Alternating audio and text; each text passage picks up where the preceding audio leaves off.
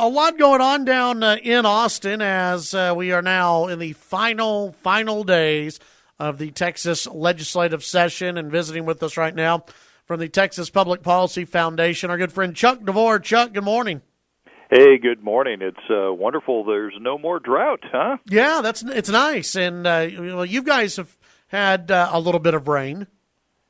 Oh yeah, quite a bit of rain, and some of it a little too fast, unfortunately. Yeah. Some folks unable to get out of the way in time, and unfortunately some loss of life. But we certainly needed the moisture, and it's great to see the dams getting full again. Yeah, absolutely. And you see the you see all these lakes that are filling up. I mean, it's real great to see, and something that like you said, unfortunately, there's been loss of life, loss of property, and there has been devastation. But it's one of those deals where unlike what some say, the drought did not hang around forever.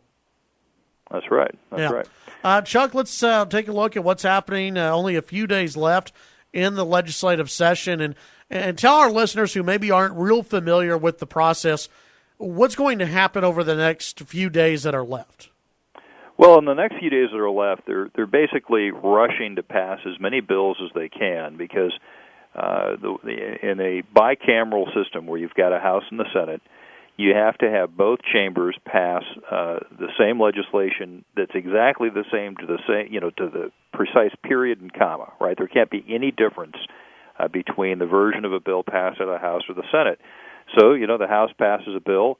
The Senate looks at it, amends it, changes a few things. Well, now the House has to pass that amended version. And if they don't pass it, if they say, well, we're not going to concur in the Senate amendments, or the Senate says we're not going to concur in the House amendments, they can ask for a conference committee. Now, this isn't the same in every state. In my experience in California, we really didn't do that like they do here in Texas. So when they ask for a conference committee, now they've got to rush, and they have to appoint members from each house. They have to iron out their differences, and then to the extent that it changes, they have to send it back to both houses again to concur. And so what ends up happening is you get this like log jam of bills that stack up, and then what happens is people who are upset with the process, or the minority party, in Texas's case would be the Democrats, they try to slow things down, right? And so you see a lot of people talking at the mic, and they're slowing things down, and what they're trying to do is, because if you're in the minority, you don't have a lot of bills that you have that have gotten to this stage of the game. So you want to slow things down to ruin it for everybody and prevent a whole bunch of bills from passing.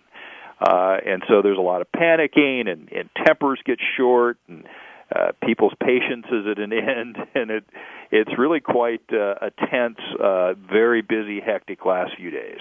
And Sunday by midnight is when everything is done. They have to have all the bills passed by then, correct? Right, and the Monday is technically the last day, and they do some cleanup and minor housekeeping stuff, but really all the business is done on Sunday night. Yeah, as I put it earlier, it's kind of like your final day of school, where you hand in the teacher evaluations, you do that, and you just get ready to go home. Obviously the one thing that they always have to pass is the budget. The final deal on the budget, how does everything look there?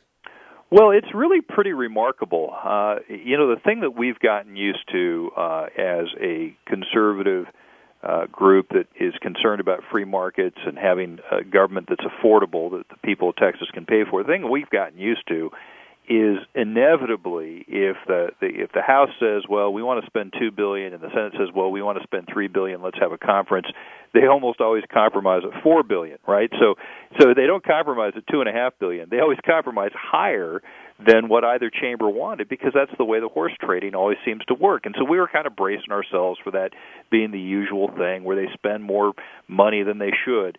And what we did ahead of time here at the Texas Public Policy Foundation was different than any other year. Is we worked with other groups and we analyzed the budget. We said, okay, here's what a conservative Texas budget would look like.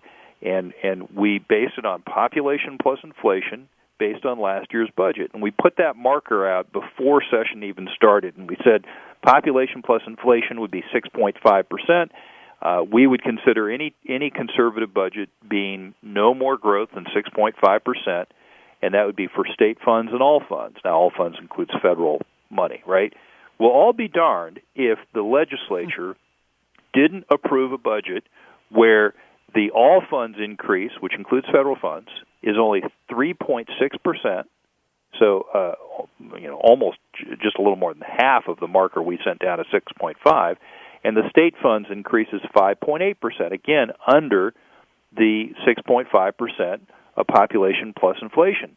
And because they did that, two good things happened for Texans. First of all, big tax cut of about $3.8 billion.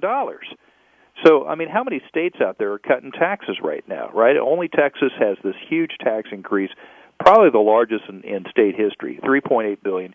The other thing it does, Chad, is it keeps government in check for future years so that we taxpayers don't have to worry as much about big tax increases to pay for bigger government or huge cuts in spending because, we overspent this year and now we don't have the money next time. So really huge kudos all around to Lieutenant Governor Patrick, to the leadership in the House, to Governor Abbott for kind of helping with this discipline. It's really unprecedented and remarkable, and we congratulate the legislature for this restraint. Visiting with Chuck DeVore, Texas Public Policy Foundation. Well, you just got done congratulating the legislature. Now I'm going to ask you about, and we see this in every legislative session because the session is designed to kill bills, basically. Yeah, it is. What are some of the pieces of legislation that you and the Texas Public Policy Foundation, that you guys were really studying, really wanting to see passed, that would have been good for Texans that just didn't happen in this session?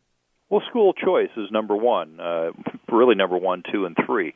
I mean, think about it. The average Texan has a choice of many different grocery stores to go to, right? You can go to all kinds of grocery stores. In fact, HEB has several different types of grocery stores depending on the neighborhood they're in. They have different chain names for different grocery stores. And the irony here is that the Butts family has been a big opponent of school choice, saying that, no, we need a one-size-fits-all monopoly, right? Government has to have the same schools for everybody everywhere in the state. And yet even as they make that claim, they have multiple types of grocery stores to serve different neighborhoods. Right? And isn't K through 12 education perhaps a little more important than a grocery store? And yet we still don't have school choice here in Texas that would the studies show dramatically improve educational results for all kids, right? Kids from all kinds of socioeconomic walks and races and ethnicities. And we think from a long-term perspective, this is really important for Texas because we want to create new entrepreneurs and business owners and people who are going to be able to support their families, right? Not future welfare recipients. Well, what happened? Because there was a big push by Republicans when they were campaigning, both on the House side and on the Senate side, a big push for school choice. The governor even said he embraced the idea. At the end of the day, was it just who was it killed off by? Yeah, the challenge is there's quite a bit of status quo leadership left in the House, where you have folks that are either afraid to make changes or they're beholden to the education establishment with your six-figure income supervisors and your big teachers unions, all the folks that are in favor of and make money off the status quo. And, it's hard to change things, right? I mean, the status quo is the default, right? Just doing things the way we've always done them is the easy way to go. And the challenge is that we know a lot of Texas children do just fine under the current system, and a lot of those kids happen to be in Republican areas. The sad thing is the areas where the schools need the biggest improvements are typically in your urban areas, typically served by liberal Democrats. And unfortunately, those liberal Democrats are very much in league with the teachers' unions. And the irony is that while school choice would very much help the children that they represent, they're under a dilemma, right? If you support school choice, you're going to be going up against the very unions that often help get you elected. Visiting with Chuck DeVore, Texas Public Policy Foundation. Chuck, I guess let's visit again next week and have an official wrap up of the session. I assume we're not going to see any kind of special session or anything else. There's no talk about that happening, right? Not right now, and we're pretty confident that it's that we're not going to see one at this point. It just it seems like all of the governor's big priorities seem to be on the verge of landing on his desk, and that would mean he wouldn't feel compelled to call a special session. Pretty good session for the governor. I should think so. It looks like pretty much everything that he wanted, at least made a big public push for, he's getting. Yeah, absolutely. Chuck DeVore, Texas Public Policy Foundation, texaspolicy.com, the website where you can get a lot more information. Chuck, we'll visit next week and wrap up the session, all right? All right. See you next week. Thanks, Chuck. That's Chuck DeVore, Texas Public Policy Foundation.